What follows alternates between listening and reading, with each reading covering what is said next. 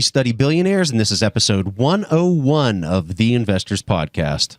Today's episode is brought to you by RealVisionTV.com.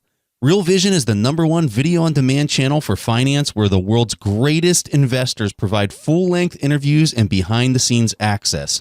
This is a service that Stig and I both use every single day because of the enormous value and insights we gain from listening to billion-dollar portfolio managers. If you want to test out Real Vision TV for 1 week free or get a 10% discount on your subscription, use our coupon code TIP, which stands for The Investors Podcast, today. Broadcasting from Bel Air, Maryland, this is The Investors Podcast. They'll read the books and summarize the lessons. They'll test the waters and tell you when it's cold. They'll give you actionable investing strategies. Your host, Preston Pish and Stig Broderson. Hey, how's everybody doing out there? This is Preston Pish, and I'm your host for The Investors Podcast. And as usual, I'm accompanied by my co-host, Stig Broderson, out in Seoul, Korea. And today we read a book. And this one was really a lot of fun for me. I really enjoyed this book. I don't know if Stig, did you like this or? Yeah, that was really interesting and a very different way of looking at leadership and success. I don't think we covered this angle before, Preston. Yeah, so this was good. So the name of the book, since we didn't tell you, the name of the book is Creativity, Inc. And this was all about the founding of Pixar. This was written by Ed Catmull. He was one of the key founders of Pixar. And so he wrote this whole book, and what he really captured in this book was a couple different things. Just from like a top-level point of view, he tells his story of how he got involved in making 3D animation movies. And then he really gets into this idea of how do you create a business that focuses on creativity and doing things that have never been done before. And then more importantly, how do you protect that business from becoming obsolete as more competitors enter the market and time marches on? How do you continue to keep that startup feel and that creative energy flowing within the business? So this was really interesting. Now, I want to highlight, our show really tries to study billionaires and how people kind of achieve at that level. I do want to caveat this episode that Ed Catmull's, his personal net worth, the guy who wrote the book, is around $10 million. So he's way off the mark of being a billionaire. But I will say that he took a startup company, Pixar, and he was one of the key people that helped Pixar grow to this $7.4 billion valuation whenever it was sold off to Disney. And Ed was instrumental through that entire process, along with Steve Jobs, who was really the main guy who owned all the equity in Pixar and was funding them through all of this while they were not profitable and really kind of gave them the start. So this is really kind of a story of Steve Jobs and Ed Catmull working together and a few other key players kind of building Pixar into what it was. So that's why we chose this book. So Stig, you liked it. I liked it. So what I'm going to do is just kind of tell the story of Ed Catmull, kind of starting off, and Stig's going to chime in and kind of help me out. But then the thing that I really want to talk about are the 4 things, and Stig, I know, has a couple of things that he wants to hit, of really the key findings that Ed came up with that really kind of set Pixar apart from all their competitors and how they were able to dominate this market. And I really want to talk about how they really kind of completely changed the landscape of creating animation films. So we'll talk about that kind of in the second half of the show. So to kick this off, let's talk about Ed and his story and his journey of creating Pixar. So he starts off the book with this amazing story about watching at a very young age. Do you remember his age, Stig? Like 12 years old? Or, I mean, he was like a young kid, right? Yeah. But at a young age, he watched this video of Walt Disney, and Walt Disney was describing on this video how he has achieved so much success with animation. And his big point was that with the characters that he draws, he wants the emotion and the expression in their face to really come to life so that you can feel the emotion coming through that cartoon character. So if you were going to animate for Pixar, they animated a lamp that's like their logo kind of jumping across the screen, and then it kind of turns and looks at you. And does like this thing that you actually think that that's a living object. And that's really what Walt Disney was describing in this video that Ed Catmull watched as a young kid. Well, that video had such a profound impact on Ed, even through adult life, and he never really forgot this interview with Walt Disney. It had such a profound impact on him. And so, like I said, Ed went on to major in college in computer science. He then started working for an ARPA, which is the one that I'm a little bit more familiar with is DARPA, which is this government organization that they put a bunch of money and they invest a bunch of money into. And the government makes these large leaps in technology and technological advancements because they're funding things that are like a 10x jump in capability. They have like these moonshots, if you will, in capability. So Ed Catmull went to work for this, at the time when he worked there, it was called ARPA. And one of the things that he did at ARPA was he was one of the pioneers, one of the first people that was creating 3D animated objects on computers. And when he was doing this, it was at a time where really kind of 3D animation, there wasn't much processing power on the computers that they were using to actually do this well. Like the objects that they were building were really generic and really basic. But Ed went through this. He ended up going to New York. He worked out in New York for a bit. And then he finds himself working for George Lucas under Star Wars. And George Lucas actually stood up this division where George Lucas was really trying to leverage computers and computer animation into his original 3 Star Wars movies. And so he brought Ed Catmull out to really kind of run this division of 3D animation and trying to mix it and synergize it with the way that they did special effects, just, you know, the old-fashioned way with the Star Wars movies. So this was really kind of where Ed got his start. He worked with George Lucas. He talks a lot in the book about how George influenced him, which I found to be a really interesting discussion. I'm sure Stig. And so he worked under George Lucas and just really kind of had a lot of influential moments and learned a lot from George Lucas's leadership style. So that had a profound impact on him as he went on to be the president and kind of run Pixar later on down the road. And a lot of George Lucas's qualities kind of come out in his leadership style.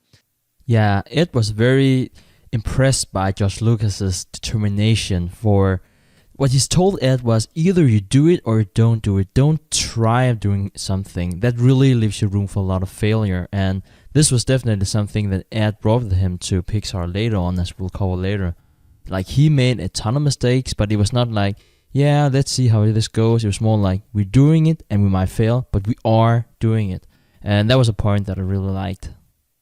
So Pixar gets more advanced in their graphics and their animation that they're able to do. And they kind of get to this point where they're really kind of starting to make things that look like, I don't want to say it looks like the caliber of things that they're doing in today's day and age, but they're starting to make these 3D objects that are able to move and kind of move around the screen.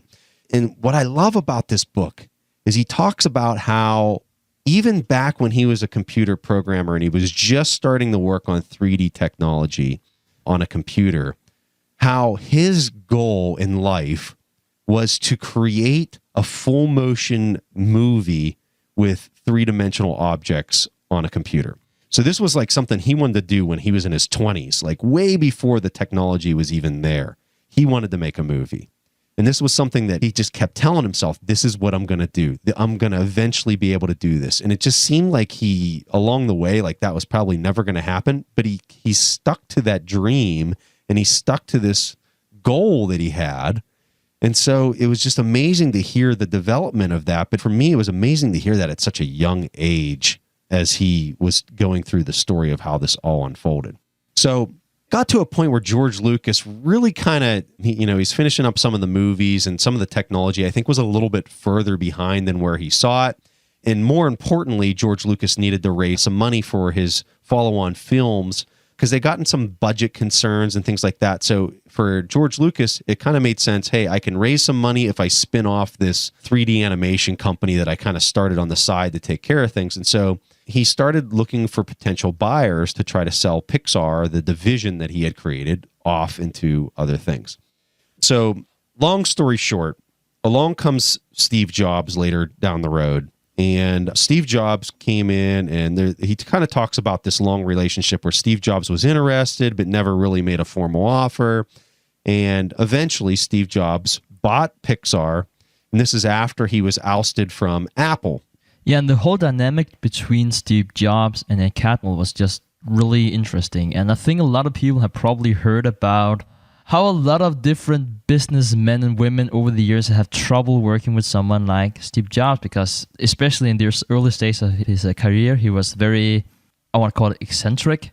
And Steve Jobs always seems to know the right answer, but he didn't always agree with Ed. So before Steve was actually acquiring the company, Ed was asking him, so what if we disagree about a management decision? How is that going to work? And Steve Jobs' response were, I would just explain it to you until you understand that I'm right. And I just found that hilarious. Think about having a leader like that. I'll just explain it to you until you realize that I'm right. Well, and Ed's question, just for a little more context on what Stig's saying. So Ed asked this question to Steve Jobs whenever he knew he was a potential buyer of the company. So Ed was kind of like feeling out all these new bosses, if you will, like, do I even want to work for this guy if he buys the company? And that was one of the questions. And basically Jobs' response was, well, I'll just keep explaining it to you until you agree with me. But at the end of the day, whenever they start working together, Ed said that if they didn't agree, there are usually three things would happen, and they were equally likely. And he said that one thing is that he would discuss it with Steve, and he would actually sometime realize that Steve was right. And other times they would discuss, and Steve would say, well, you're right, Ed.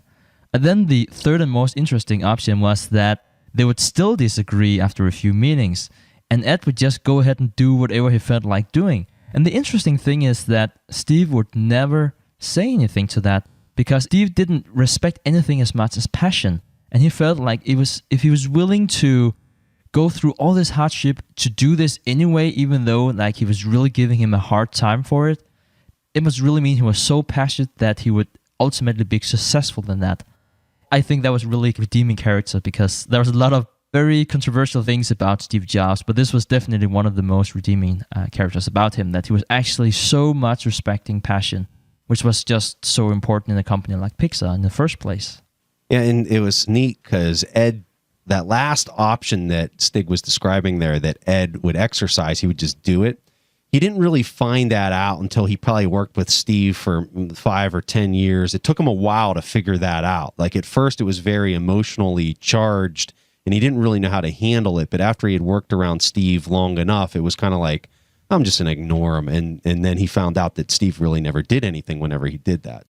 And what I really like about this book is that Ed Catmull seems so authentic in everything he's saying, because he's not afraid of making himself vulnerable. And that's one of the things that we're always looking for in these books that we're reading about these successful people. Are they afraid of making themselves vulnerable, like really vulnerable? And he actually said that whenever he met Steve Jobs in 1985, in many ways it was not nice, because he felt and knew that Jobs was smarter than him, and he actually felt threatened. And for someone as successful as a Catmull to actually admit that, even though clearly Steve Jobs was super, super smart, I think that gives a lot of credibility to the book. And he's not afraid of saying, I've met with some really cool people, they were smarter than me, I completely respect them. And not in the sense that you hear a lot of CEOs saying something like, yeah, I always hire people that are smarter than me.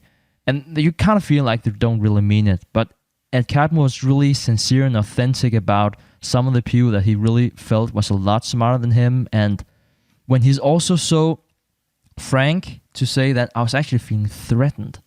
I mean, that's not impressed or anything like that. He was using words like embarrassed and threatened by other people. And that's something you really have to give him credit for, the honesty that he shows. The thing that I really liked about Ed's book is his writing style is phenomenal, which is something you'd kind of expect out of a guy from Pixar. But his storytelling in the book is obviously phenomenal. His writing style is phenomenal. You get the sense that he's just such a humble person and somebody that you would love to get to know. Okay, so we'll continue on the story here. So one of the things that I really liked about the story between Ed and Steve Jobs is he really kind of talks through a lot of Steve Jobs' the way he saw the business evolving, the way that Steve thought of things from an owner, from like, hey, Disney's going to do this next, so you guys need to be prepared and set yourself up for this decision that, you know, Disney's going to come at you and they're going to want it to renegotiate at this point. So we have to situate ourselves and maneuver ourselves into this key position before. So from like a business standpoint, if you're really wanting to understand acquisitions for large, big billion-dollar acquisitions and how some of these guys, some of these billionaires think through things, you got a little of that in this book. And I really enjoyed that conversation. It was really, I'm not going to get into the specifics on the podcast, but if you would read this book, I think that for people out there to hear that conversation and to hear that thought process,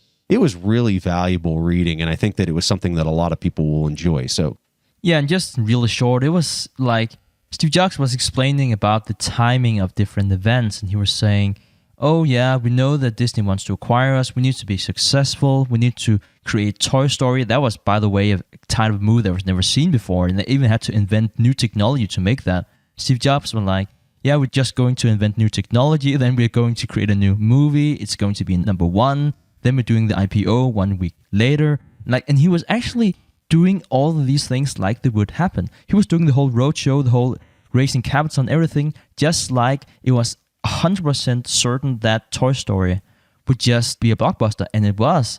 And then Disney 1 week later or something actually called them and renegotiated the contracts, just as he said, and they offered him what seemed an obscure amount of money, but it was exactly what Steve Jobs actually predicted. So, as Preston said, there was a lot of great details in the book about this acquisition, but it was really impressive to see how certain Jobs was that certain things would happen, and it was exactly how it played out. You know, I like the comment about Steve saying, so this is what's going to happen at this point in time. This is what's going to happen next. And this is what we're going to do. We're going to have a number one film. And I kind of see that as a common thread amongst a lot of these billionaires that we study, is they literally think in these terms of like, okay, so, you know, in 5 years, we're going to be here. This is going to happen. And I think that mindset is so important for people as they're trying to create things and to think in that positive direction as if it has already happened. It's an amazing mindset. Okay, so once you kind of get through this discussion of Toy Story, which was the first major big hit for Pixar, that was just a total blockbuster, total game changer. Like we said, Disney came back. They wanted to renegotiate the terms because they felt very threatened at that point. And Pixar really kind of established themselves as a major competitor to what Disney had been doing up to that point in time. So this is where Ed talks in the book about a real change in his own personal life, because from the time he was in his 20s until this occurred, which I don't know what his age was when Toy Story came out, but I would guess he was, 50 years. I really don't know what his age was, but he was older at this point. And the thing is he had accomplished his major life's goal at that point. His major goal was to create a 3D animation movie, full-length movie at this point. And he did it. And he said, you would think that at that point it would be really exciting to go on and make the next film and the film after that. He said, but to be honest with you, I went through a major emotional event in my life where I felt like I didn't really have anything else left to do. He really never felt so lost in his life, is the way he described it in the book. And so he said it took him a full year to really kind of grasp what it was that was next for him to do. And the thing that he kind of settled upon, and that it really kind of gave him the passion and the motivation and energy to kind of move forward and move on to the next thing, was this idea of, how do I preserve and protect Pixar at this point from becoming like so many other creative companies out there that die and lose that touch, that initial foundational touch that the whole thing was all about in the first place. And so he really kind of sets off on this journey of trying to capture what are those things that protect your company and protect your creative company specifically to maintain this standard. And that's what Stig and I are going to kind of outline right now of what because he talks about a bunch of things. He really kind of goes in this whole different direction and talking about their leadership style at Pixar, They talk about how once Disney bought them, Steve Jobs helped to negotiate that Ed would be in charge of not only Pixar now, but also all of Disney Animation. And as Ed took on Disney Animation, they had all these problems because the management style within Disney was very robotic and not very creative at this point. And so he talked about that process. He talked about how he tried to preserve the process at Pixar, and he threw out a bunch of different things. And what I did is I made a list of the 4 things that I found to be most important that he talked about. And so I know Stig might have a different list, and he might have some of the same stuff. But what we're going to do is just kind of a back and forth on our 4 main points of what we kind of captured for that idea. So the first thing that, just from an overarching point of view that I found, and this was more from the way Ed described things than the way that he directly told the reader what he thinks people need to do. And the number one thing that popped into my head after reading this whole book was the idea of humility and being humble. And that really comes from the way Ed was a leader. And, I've never worked at Pixar, so I might be completely wrong. If you're an employee, you might think that Ed's a total jerk, or you might completely agree with this. But from the information I gathered from the book and from reading his comments, he came across to me as being a very humble person and a person who doesn't see himself as being this big shot president of the company and the guy who's running the show. He was more of this figure that, yeah, I'm the president, and if you guys can't make the decision, I will make the decision, but I'd rather sit in a meeting and allow everyone to take part in the creative process and be that balanced person that just provides good, candid feedback, and I want every person to be a part of that process.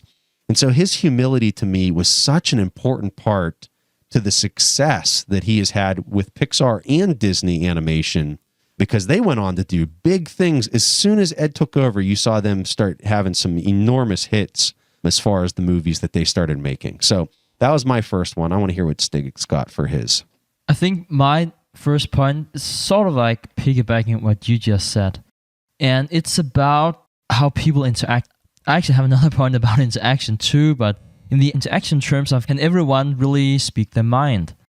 And this is actually, I think it's within the first 2 minutes, something like that in the book, where he talks about at Pixar, they used to have like table cards. So they would say a Catmull CEO or whatever other name and title he would have.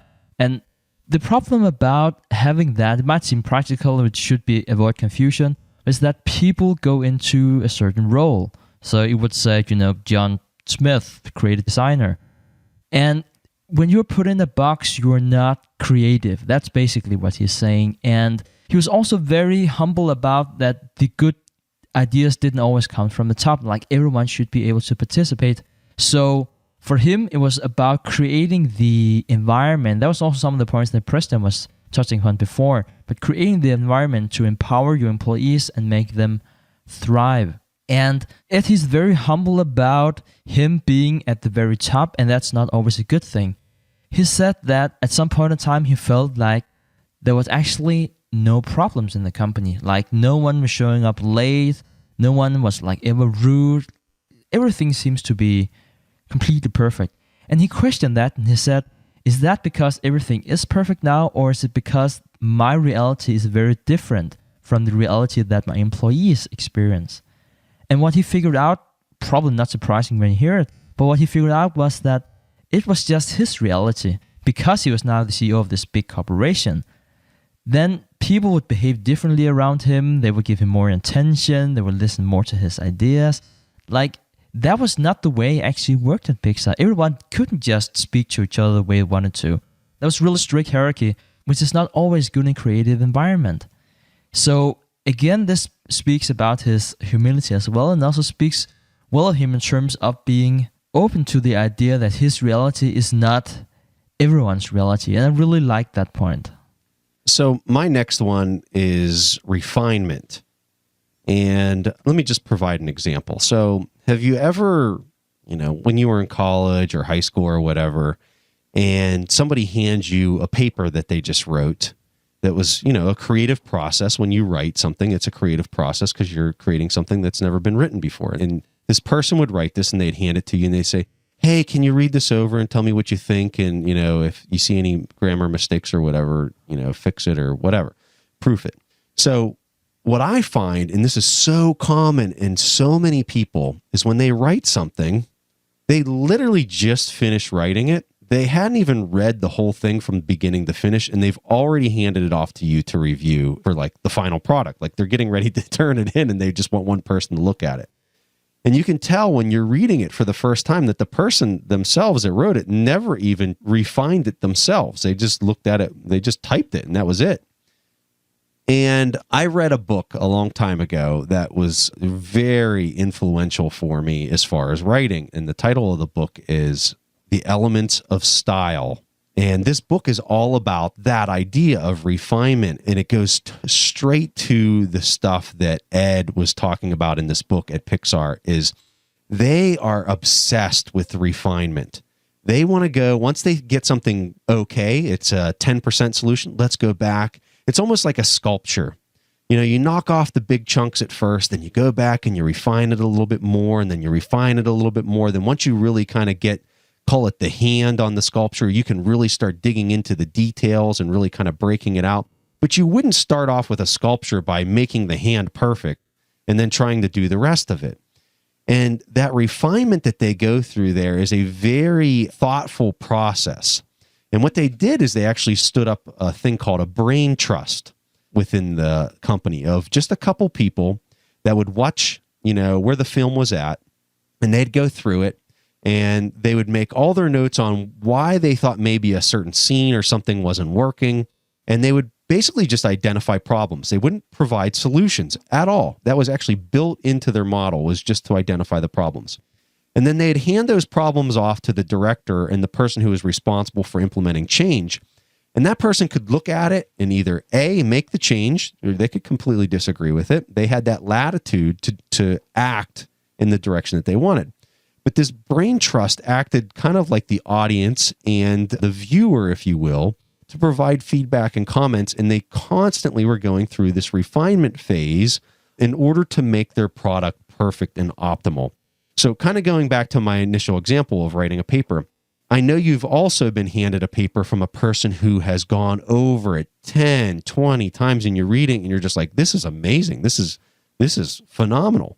And that's a result of refinement. And so I think that when you talk about the creative process, it's so important to just go back, get many opinions. Some of them you're going to agree with, some of them you're not going to agree with. But you got to go back and you got to really, really work at things in order to make the quality just amazing. And that's something I really captured out of Ed's comments.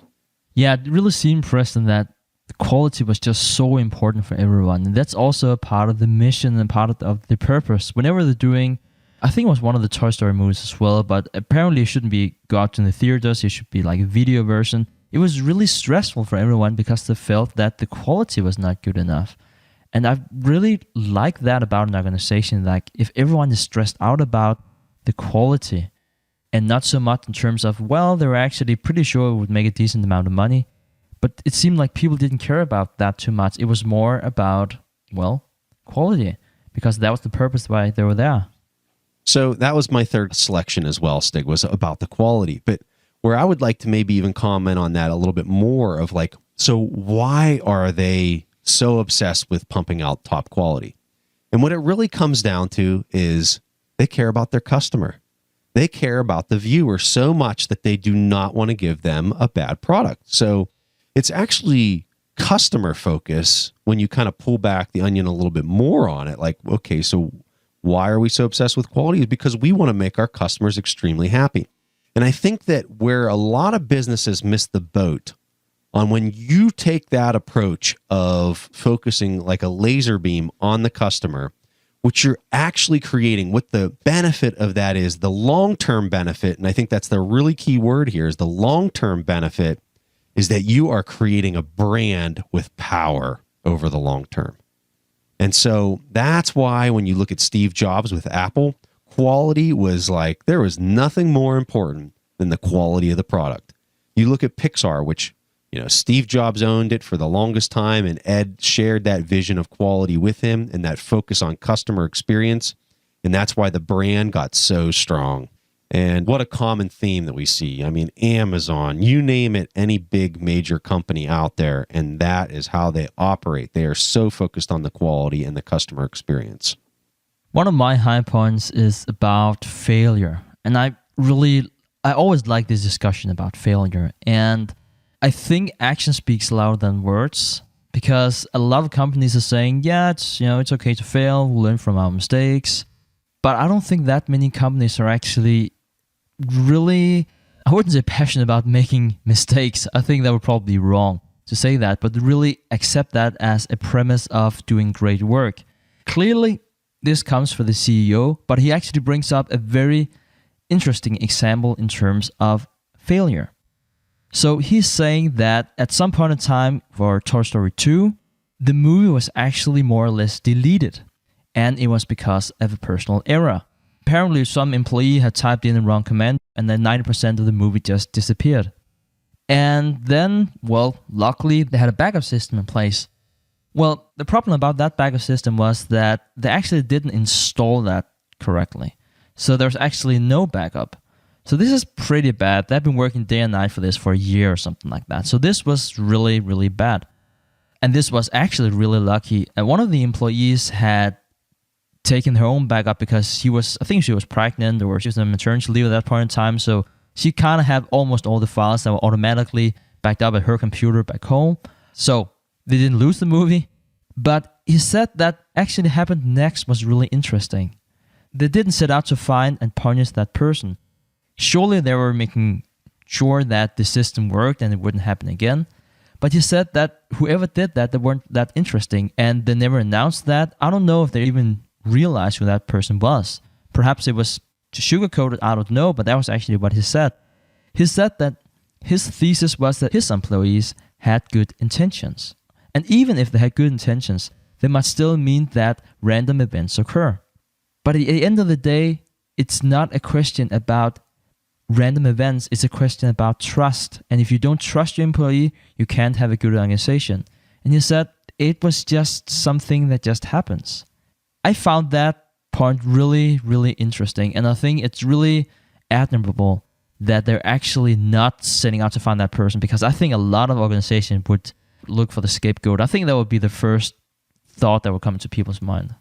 If you're wanting to learn a little bit more about that concept, we did an episode on a book called The Speed of Trust. I don't remember the episode number, but it gets into a lot more details of what Stig's talking about. And for me, I totally agree with you, Stig. The message that's now sent to the rest of that entire company is, I think I can actually trust this company. I think that they genuinely care about me, even if I make a mistake.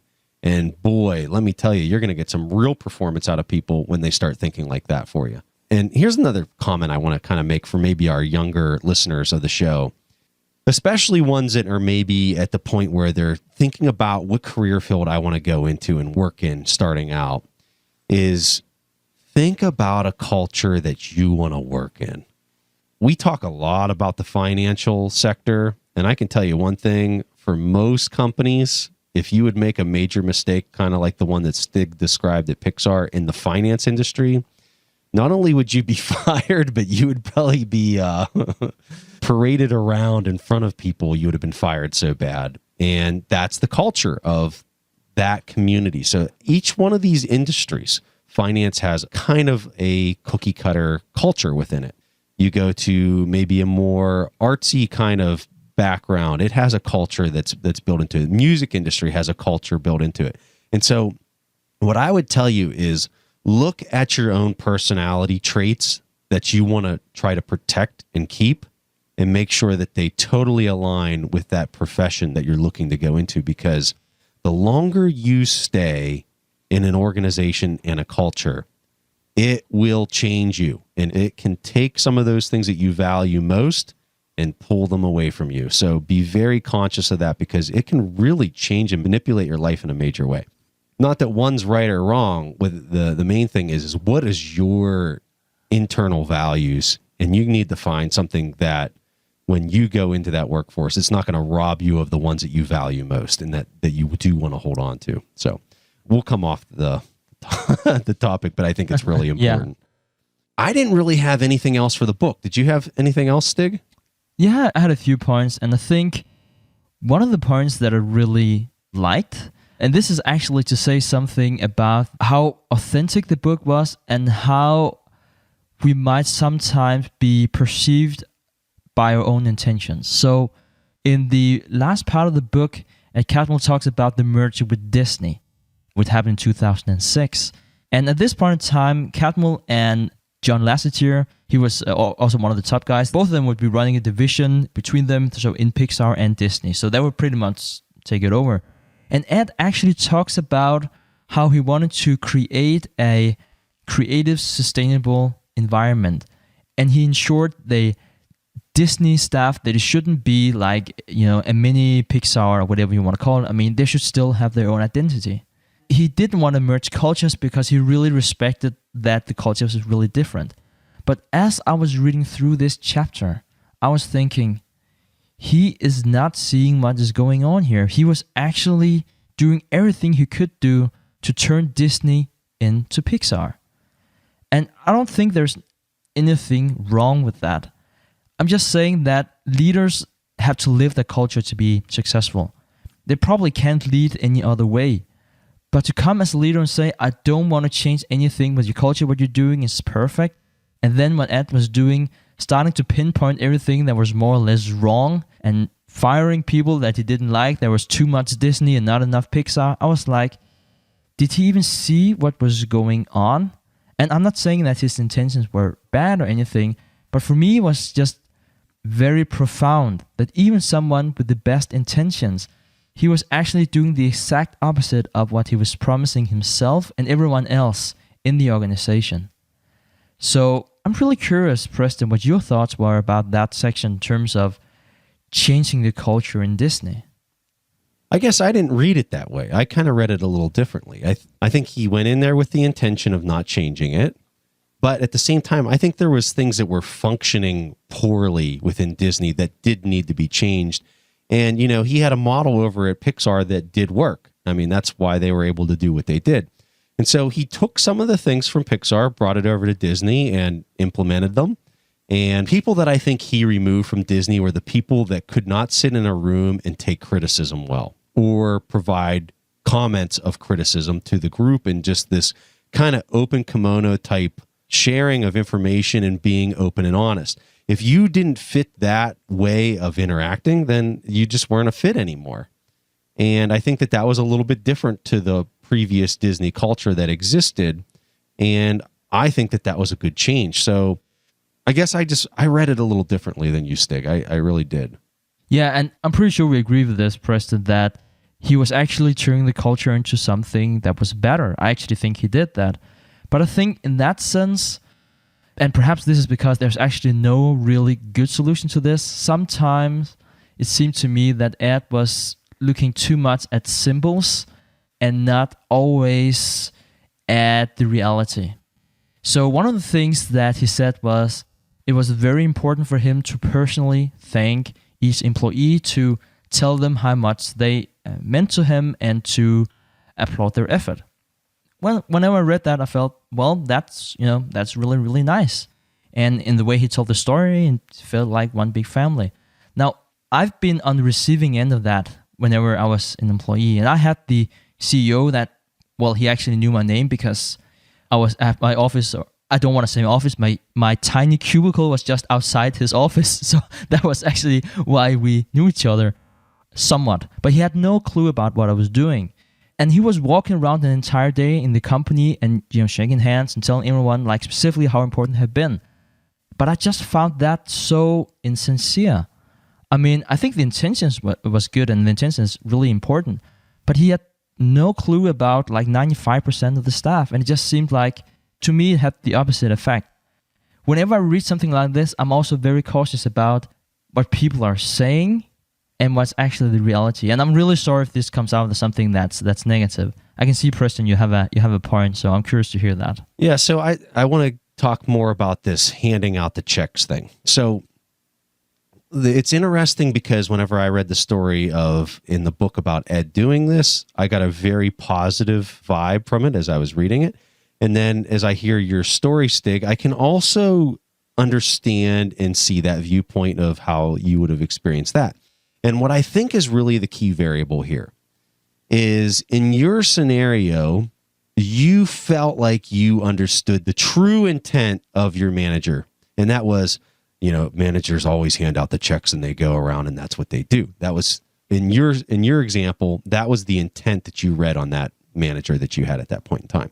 Now, the people at Pixar might have had a completely different read on Ed depending on how they viewed Ed. If it was a very genuine thing that he really wanted to go get to know them. Hey, what did you work on during this film? I really want to know what you did. You can tell, and this is the thing that I found in life, is that human beings can sniff out an intention faster than anything on the entire planet. Okay, that's what I've learned. And so if you buy into that idea and you're listening to this, make sure that if you're doing something and your intent is to really just kind of not be sincere or be genuine, but it's actually self-satisfying what you're doing, people know that immediately. It's not something that they actually have to be told or something that you have to disclose or hear from another person. They can sense it immediately, whether it's genuine or fake. So pay attention to your intentions because everyone around knows what they actually are. Interesting, and thank you for showing me the more positive angle. It could be really interesting to see what actually happened. I think we all have tried to be appreciated by your superior. It's just very different if you feel like that person actually knows this about you and are telling you that you're doing a good job. And then if another person is looking at you, he kind of know who you are. He might even know your name, and he's saying something like, XYZ, I really appreciate your effort and what you have done for this company. We couldn't have done this without you. And then you just hear him say the same thing to the person sitting in the cubicle right next to you. And you just feel, oh man, we're just wasting each other's time. or he has his assistant say, okay, the next person is Stig Broderson. He did X, Y, and Z, and you should thank him for this. Which happens. I mean, I have seen some of this just ridiculous behavior. But you know what? If as a leader, and I guess we're getting into more leadership discussion here, but as a leader, if you go up to the person and they're in your workforce and you say, hey, Stig, hey, tell me all about what you've done this last month. I really want to get to know you. Hey, what's the name of your wife? Do you have any kids? Like, have a candid conversation. It's obvious he doesn't know you. You don't really know him. But when you're candid and you just have a pure intention to get to know the other person, man, it makes such a difference. People buy into it. People respect that. You're being real. You're being sincere. All right. So guys, sorry to kind of get off on a divergence. As you guys know, we like to teach other things than just value investing and all sorts of stuff that we kind of go off on a tangent, but we feel that it's very important information to talk about some of these things, and we enjoy talking about it. So that's why we go off on some of these tangents sometimes. In short, Creativity Inc. is the name of the book. We're going to send out our free executive summary of the book. It's like 5 pages long here. It's for anybody that's on our email list. We don't send out any spam, so make sure you guys sign up on that to get our executive summary of the book. I really like this book. I think it's a really important read for people that are looking at a couple different things. Corporate culture. How do I create a brand that will be enduring? How do I become more creative as a person? If you're in a business that requires creativity, this is a fantastic read. And just if you're kind of interested in the whole Steve Jobs, Pixar kind of business, I think it'd also be a great read to pick up. All right, guys, that was all that we have for this episode. We'll see each other next week. So one of the things that Stig and I are very strict about is not endorsing any kind of service or product that we don't personally use ourselves. So with that said, we give our full endorsement of our sponsor's content, realvisiontv.com. Real Vision is a site that Stig and I personally use ourselves, and it has had a profound impact on the way that we view the financial markets. One of the most important things a person can do is seek the knowledge of highly successful investors and business leaders, and more importantly, understand their thought process and how they make decisions.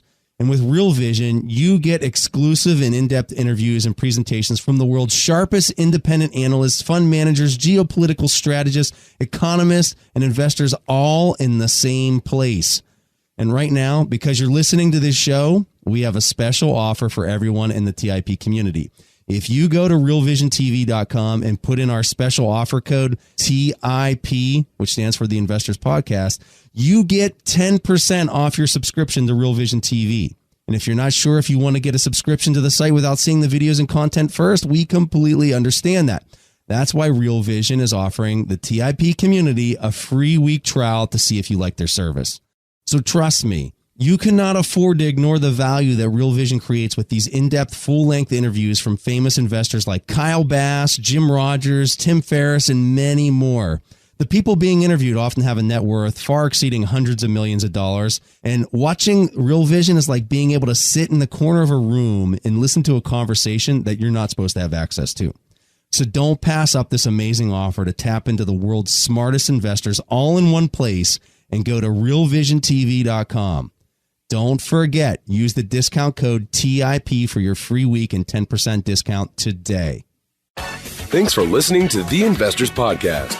To listen to more shows or access to the tools discussed on the show, be sure to visit www.theinvestorspodcast.com. Submit your questions or request a guest appearance to The Investors Podcast by going to www.asktheinvestors.com. If your question is answered during the show, you will receive a free autographed copy of the Warren Buffett Accounting Book. This podcast is for entertainment purposes only. This material is copyrighted by the TIP Network and must have written approval before commercial application.